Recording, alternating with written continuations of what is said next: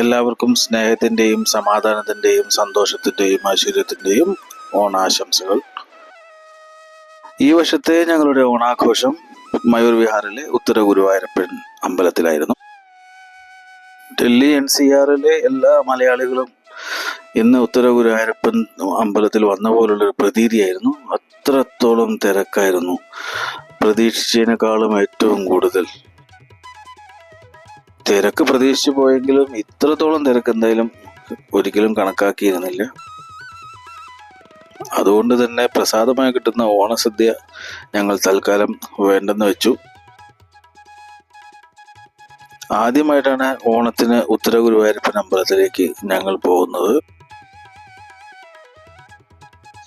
Authentic ഓണസദ്യ കൊടുക്കുന്ന കുറച്ച് റെസ്റ്റോറൻറ്റുകളുടെ ലിസ്റ്റിലോട്ട് ഞങ്ങൾ അവസാനം തിരയേണ്ടി വന്നു. ലാസ്റ്റ് ഇയർ പത്മനാഭത്തിലായിരുന്നു, പക്ഷെ അവിടുത്തെ തിരക്കും കാര്യങ്ങളും അറിയാവുന്നതുകൊണ്ട് ഞാൻ വഴിക്ക് പോയില്ല. And finally we decided to go to Naivedyam in Connaught place.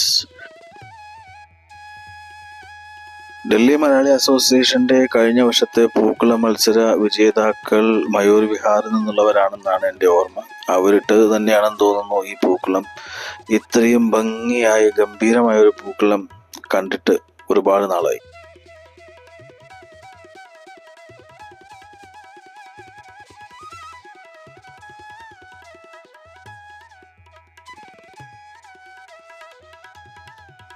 ഇതാണ് നൈവേദ്യത്തിലെ ഓണസദ്യ.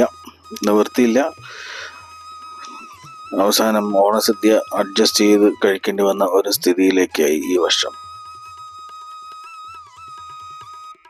അങ്ങനെ ഒരു ഓണക്കാലം കൂടെ കഴിഞ്ഞു. വീണ്ടും നമുക്ക് കാണാം ഓണം വാർത്തകളുമായി അടുത്ത മാസം ഡൽഹി മലയാളി അസോസിയേഷന്റെ ഓണ സെലിബ്രേഷൻ പരിപാടികളുടെ ഓണാഘോഷ പരിപാടികൾക്ക് ശേഷം. Thank you for watching.